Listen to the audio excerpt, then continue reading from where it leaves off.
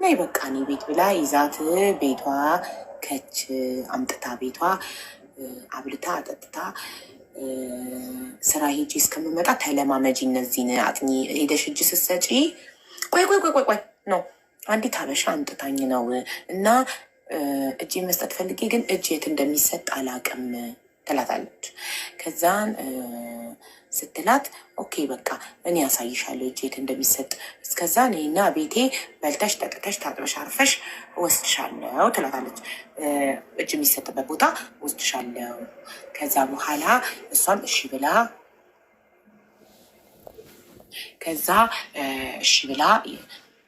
አብረው እሷ ቤት ትርሃስ ቤት ሄዱና ትርሃስ እሷን እሷ ቤት አድርጋት እሷ ትርሃስ ወደ ስራ ሄደች። ስራ መሄድ ነበረባት እና ባሏም ስራ ነበር። ለባሏ ደውላ እንግዳ አምጥቻለሁ ቤት አንዲት ልጅ መንገድ ላይ አግኝቼ ካፌ ውስጥ አግኝቼ አዲስ ልጅ አምጥቻለሁ ብላ ነገረችው። ችግር የለው ማለት ባሏ። ከዛ ወደ ቤት ልጇን እዛው ቤት ውስታ ማለት ነው ከሴትዮዋ ጋር ልጅቷ አራስ ህፃን ልጅ አቅፋለች ብላለች። ከዛ እሷ ቤት ውስጥ ስትበላ ስትጠጣ ከስራ እስክትመለስ እንትን አላለችም፣ አላጠናችም። ለምን አላጠናሽም እስካሁን ድረስ ብላ እስክታስጠናት ቋንቋ እጅ ስትሰጥ ምን ማለት እንዳለባት ኬዝ እስክትሰራላት የተለያዩ ሰዎችን ጠይቃ 3 ወር ፈጀባት። 3 ወር ሙሉ ከእሷ ጋር አብራ ስትበላ ስትጠጣ ኖረች። ጣሊያን ባላላት ከኢትዮጵያ ጣሊያን ያመጣት ባሏ ነው። ጣሊያን ያለውን ባሏን እሷ ቤት በመጣች በሳምንቷ ባሌ ላውራው ብላት ስልክ ሰታት ከባሏ ጋር ታወራለች። ከባሏ ጋር ስታወራ ግን ትረበሻለች አለች። ከዛ አትጨነቂ ይሳካል ምናምን አትረበሽ ምናምን እላት ነበር አጽናናት ነበር አለች። ከዛ በ3 ወሯ ኮሮና ገባ። 2019 ላይ ነው የተፈጠረው። 2019 መጨረሻ 2020 ኮሮና ገባ። ኮሮና ሲገባ አሁን ኮሮና ከተገባ ሁሉ ነገር ስለሚዘጋጋ ህፃን ልጅ ስለያዘች ልጇ ደግሞ ሕክምና ስለማታገኝ እጇን ካልሰጠች እጅ መስጠት ስላለባት ግዴታ በ3 ወሯ እጅ ሰጠች። እሷ ባስጠናቻት መሰረት በሰራችላት ኬዝ መሰረት በ1 ወር ወረቀቷን አገኘች። መንግስት ወረቀት ሰጣት፣ ቤት ተሰጣት። ኦኬ መኖር ጀመረች። ወዲያው እሷን ብሎ ካረገቻት ልክ ቤት እንደተሰጣት ወረቀት እንደተሰጣት የራሷን ህይወት መኖር ስትጀምር እያወሩ ነበረ። ሲስተር ትርሃስን ብሎክ አደረገቻት። ብሎክ ስታደርጋት ወይኔ ምን ሆና ነው ምናምን ብላ ባልየው የዛን ጊዜ እሷ ቤት ባረፈች ሰዓት ቁጥሩ አለው አደለ ደውሎ ትርሃስን የታለች አላት።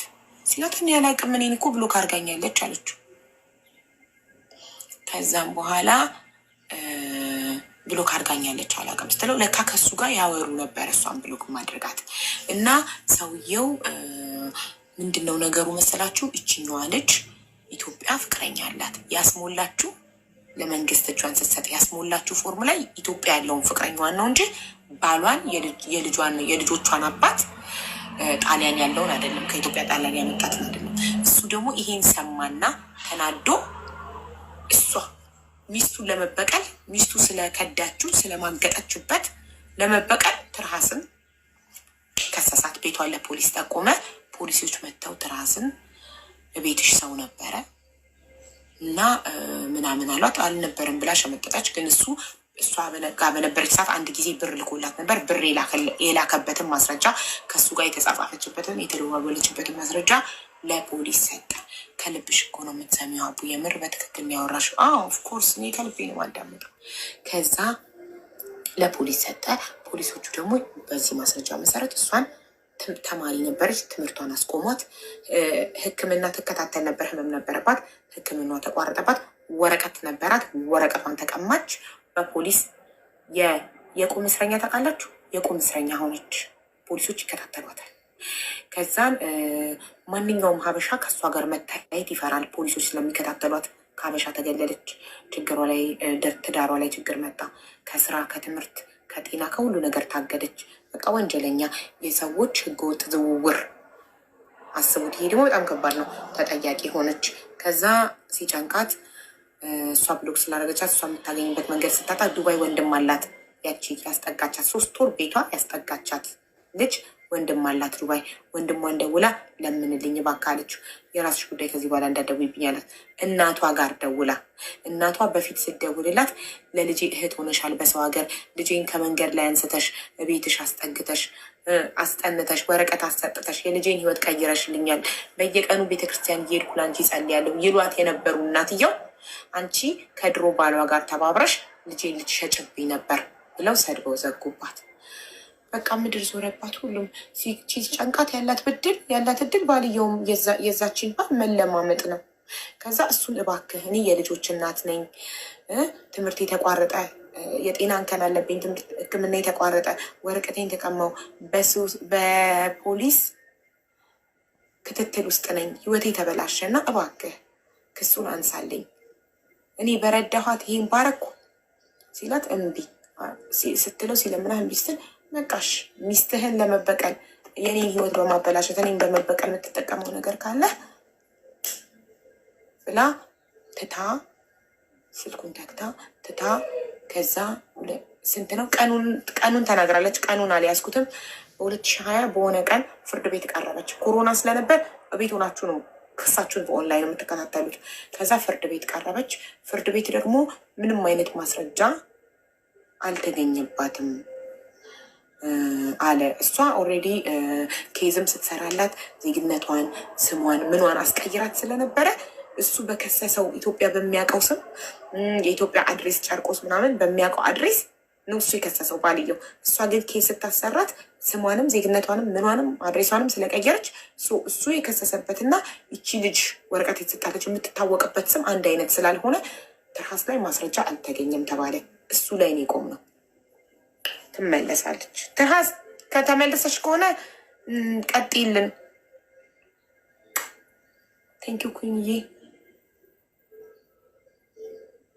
መጽሐፍ ትረካ ጀምሪ ወይዘዌ በጣም ብዙ ይለኛል። ድምፅሽ ያምራል፣ ትረካ ጎበዝ ነሽ እና ለምን አተርኪ ይሉኛል። እሺ ሲስተር ተመልሻለሁ።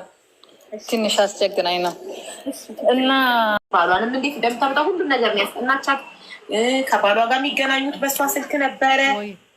ከዛ ባልየው ይደውልና የታለች ሚስት ይላታል። እኔ እንጃ እኔን እኮ ብሎክ አድርጋኛለች አላቅም ስትለው አውቀሽ ነው ታውቂያለሽ፣ እኔንም ብሎክ አድርጋኛለች። እሷን ብሎክ አድርገቻት በኋላ ከእሱ ጋር ያወሩ ነበር። እሱ ምን ሰምቶ ነው የሞላችው? እጅ ስሰጥ የሞላችው ውሽሟን ነው፣ ኢትዮጵያ ያለውን ውሽሟን ነው። ጣሊያን ያለውን ከኢትዮጵያ ጣሊያን የመጣትን ባሏን ሳይሆን የልጆቿን አባት ሳይሆን ውሽሟን የሞላችው። እሱ ደግሞ የመጀመሪያ ልጃቸው የራሷ መሆኗን ያምናል፣ የራሱ መሆኑን ያምናል። ሁለተኛ ልጁ ግን ይጠራጠራል ከኔ አይደለም ብሎ ከኢትዮጵያ ነው አርግዛ የመጣችው ብሎ ነው የሚያስበው። ከዛኛው ከውሽማው ነው አርግዛ የመጣችው ብሎ ነው የሚያስበው። እናላችኋለው። ከዛ ይህን ሲሰማ ትርሃስን ከእሷ ጋር ተመካክራ ያደረገችው መስሎት ትርሃስን ከሰሳት። ፖሊሶች ቤቷ መጥተው አንቺ በህገወጥ የሰዎች ዝውውር ተከሰሻል ተብላ አላቃትን ብትልም ማስረጃ እሱ ምንድን ነው እሷ ቤት እያለች 3 ወር እሷ ቤት ስትኖር ብር የላከበትን ማስረጃ ከእሷ ስጋ የተደዋወለበትን የተጻጻፈበትን ከትራስ ጋር ማስረጃ አቀረበና ከሰሳት። እሷም ትምህርቷን ታገደች። መንግስት ትምህርቷን አገዳት፣ ወረቀቷን ቀማት መንግስት እና በፖሊስ ቁጥጥር ስር ሆነች። እስር ቤት ሳይሆን የቁም እስረኛ ታውቃላችሁ። በቁሟ ፖሊስ ይከታተላታል የትም ቦታ። በዛ ምክንያት ሀበሾች ኖርዌይ ውስጥ የሚኖሩ ሀበሾች ኬዟን ስለሰሙ ከእሷ ጋር መታየት ይፈራሉ። ማንም አይጠጋትም። ለምን? ፖሊስ ስለሚከታተላት። የህገወጥ የሰዎች ህገወጥ ዝውውር ደግሞ በጣም ከባድ ነገር ነው። ባለቤቷም አንቺ ሰበበኛ፣ አንቺ ሰው አምጥተሽ ይኸው ህይወታችንን አበላሸሽ ብሎ ባሏም ተጣላት። በቃ ራሷን ልታጠፋ ህይወት ጨለመባት። ከስራ ተባራ፣ ከትምህርት ታግዳ፣ የጤና እንከን ነበረባት፣ የምትከታተለው ህክምና ነበረባት፣ እሱን ታግዳ፣ ሁሉ ነገር ታግዳ የቁም እስረኛ ሆነች። ከቤት ከወጣች ደግሞ ፖሊስ ይከታተላታል። ስለዚህ ሀበሻ አይጠጋትም። ሰው ጨለመባት ህይወቷ። ከ2020 እስከ 2022 ለ2 ዓመት ታገደች እና ኦልሬዲ ዜግነት ሊተሰጣት ነበረ። ኖርዌይ ሀገር በ7 ዓመት ነበር ዜግነት የሚሰጠው። እሷ ያም ቆመባት። ሁሉ ነገር ተቋረጠ በህይወቷ፣ ትምህርቷ፣ ስራዋ፣ ሁሉ ነገሯ። ከዛ በቃ ህይወት ጨለመባት፣ አለቀሰች። ከዛ 2 ዓመቱን ስትጨርስ መጀመሪያ ይሄ ሲሆንባት ባልየውን ለመነችው። በእናትህ እኔ በረዳው ምን አረኩ ሲል አውቀሽ ነው ተመካክራችሁ ነው ታቂ ነበረ። እሷ ውሽማ እንደነበራት ታቂ ነበር። እሷ አላቅም ብትመን ሊያምናት አልቻለም። እሺ በቃ እሷን ለመበቀል ሚስትህን ለመበቀል የማገጣችብህ ሚስትህን ለመበቀል የኔን ህይወት ማበላሸቱ አንተን የሚጠቅምህ ከሆነ እሺ ብላ ታወችው። እናትየው ጋር ደውላ እናትየው በፊት እሷን ያስጠጋቻት ጊዜ አንቺ ልጄን ከመንገድ ላይ አንስተሽ ቤትሽ አስጠግተሽ ኬስ ሰርተሽ ልጄ ወረቀት እንድታገኝ አድርገሽ ለእኔም ጊዜ ነሽ እህት ሆነሻታለህ ልጅ በሰው ሀገር እያሉ ሁሌ የሚመርቋት ቤተክርስቲያን በሄድኩ ቁጥር እጸልይልሻለሁ ይሏት የነበሩት እናት እንኳን ደውላላቸው እባካችሁ እንዲሆንኩ ስትላቸው የራስሽ ጉዳይ አንቺ ከሱ ጋር ከቀድሞ ባሏ ጋር ተመካከርሽ ልጅ ልትሸጪ ነው አሏት። እንግዲህ ማን ብሏቸው ነው ለእናትየው ይሄንን ኤኒዌይ አሏትና ፊት ነሷት። ወንድም ነበራት ዱባይ። ለወንድሟም ደውላ እባክህን እህትክን በረዳው እንዲሆንኩኝ እባካችሁ ክሱን አስነሱልኝ ምናምን ብትል እሱም አትደውይብኝ የራስሽ ጉዳይ አላት። በቃ አለም ጨለመባት። አልቅሳ ተከፍታ አዝና ከፈጣሪዋ ጋር ይህንን 2 ዓመት ተወጣችሁ። 2 ዓመት ሞላና ፍርድ ቤት ቀርባ ፍርድ ቤቱ ምንም አይነት ማስረጃ ባለማግኘቱ ሲከስ ወንጀለኛ እንደነበረች ተከሳ እንደነበረ ይጻፋል። ይህንን ሲያዩ መስሪያ ቤቶች አይ አንፈልግም እኛ የወንጀል ኤክስፔሪንስ ያለው እያሉ አይቀጧትም። እና አንድ ሰው ከመንገድ ላይ አንስታ ባስጠጋች የሰው ህይወት በቀየረች በረዳች እሷ ይኸው ጥቁር ጠባሳ ህይወቷ ላይ ሁሌም የማይቀር ነገር አተረፈች ማለት ነው። አያችሁ፣ ሰው ስታደርጉለት ካላደረጋችሁ ክፉ ጨካኝ ትባላላችሁ። ስታደርጉ ደግሞ እንደዚህ ትሆናላችሁ። እንግዲህ እስካሁን ድረስ ብሎክ እንዳደረገቻት ናት። አግኝታት አታውቅም። እኔ ጠይቂያት ነው አግኝተሽ ታውቂያለሽ ብዬ እና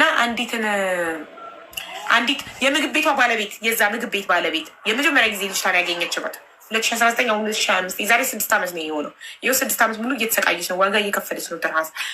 የምግብ ቤቷ ባለቤት አግኝቻት አለች፣ ልጅቷን አግኝቻት አንቺ እንዴት ትርሃስ ላይ እንደዚህ ታደርጊያለሽ? አንቺ ከዚህ ምግብ ቤት በር ላይ አንስታ ወስዳን እንዲያደርጋለሽ ስትላት እና ባሌ እኮ የቀድሞ ባሌ ይመታኝ ነበር እሱ እንዳያገኘኝ ነው። ከምንም ያቃጠለኝ ይሄ ነው። ህይወታችሁን ምስቅልቅሉ አውጥተው ግን ለእነሱ ሲምፕል ነው። ስጠይቋቸው ለምን ስትሏቸው እንደዚህ እንዳይሆንብኝ ነው ባሌ እንዳያገኘኝ ያንቺን ህይወት ገደል ገተትኩት። ላይክ ያንቺን እድሜ በላሁት ለምን ባሌ እንዳያገኝ። ዩሲ ምን አይነት ሰልፊሽ እንደሆነች ላይክ በቂ አይደለም። ይሄ በቂ አይደለም። ላደረገችባት ነገር ይሄ በቂ አይደለም። እሱን ለመበቀልማ ማገጥሽበት እኮ ኦልሬዲ ማገጥሽ፣ ከሌላ ወለድሽ ማገጥሽ፣ ውሽማሽን አስሞላሽ ፎርም ላይ በቃ ይሄ በቂ ነው እሱን ለመበቀል። ልጅቷ ሄጄ ነበር ወደዛ ስራዋ ምናምን ተመለሰላት። ስራዋ ተመልሷል። ግን ሪምዬ አውሮፓ ምናምን አንዴ ከተከሰስሽ አንዴ ፍርድ ቤት ከቆምሽ ሁሌ ነው ስራ በተቀጠርሽ ቁጥር እዛ ላይ ይጻፋል። መስሪያ ቤት እንትንሽን አምጪ ታሪክሽን አምጪ ሲልሽ ከፖሊስ ከወንጀል ነፃ መሆንሽን አጽፈሽ አምጪ ሲልሽ ሁሌም ይጽፉታል እዛ ላይ አንቺ በዚህ ወንጀል ተከሰሽ ፍርድ ቤት መቅረብሽን እያንዳንዱ የሚቀጥርሽ መስሪያ ቤት ያውቃል። ገባሽ? 6 ዓመት በህይወቱ 6 ዓመት ወደኋላ ጎተተቻት። ትምህርቷን አቋርጣ ሕክምናዋ ተቋርጦባት ስራዋ ተቋርጦ አስቢ ወረቀቷን ተቀምጣ ይሄ ሁሉ ለአንድ ሰው በረዳች። እኔ ከምንም መርዳቷ ምናምን አይደለም ያናደደኝ። ያችኛዋ ልክ ይህን እንደደረሰባት መጀመሪያ ምን መስሎኝ ነበር፣ በቃ ሳታቅ እርግጠኛ ነኝ እሷ አላወቀችም። ብታቅ ትመጣላታለች ብዬን ያሰብኩት። ለምን የክፉ ቀኗ ናት። ትመጣላታለች ባልየው እንደከሰሳት እሷን ብታቅ መጥታ ከትራስ ጎን ትቆማለች ብዬ ታሪክ ውስጥ ከሚያልቅ እጠብቃለሁ። ጭራሽ ጉዳዩን ማውቃ ቦታም አልሰጠችውም። ላይክ አስበሽዋል?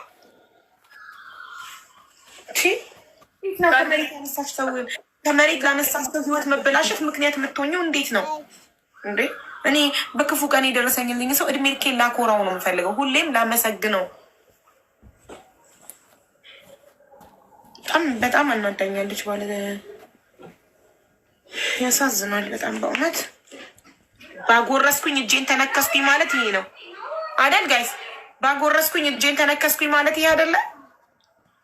እናንተ 5 ሰዓት ሆነ ያሳዝናል። ታሪኩ በጣም ነው የሚያሳዝነው። ይህ ሀቡዬ አንዳንድ ጊዜ በጣም ቸግሮት ያሰው አድርገሽለት ምናምን ድጋሚ ሊያይሽ አይፈልግም። ይነዋይ ልክ አንቺን ሲያይ ያ ችግር ትዝ ይለዋል። አፕሪሼት እንደማድረግ አንቺን ሲያይ ችግሩን ስለሚያስታውስ አንቺን ያለሽበትን እንትን ማድረግ እንትን ይላል እና እንደዚህ አይነት ሰዎች እኔ እንጃ በጣም ያሳዝናል። አፕሪሺየት አያውቁም። በቃ አፕሪሺዬሽን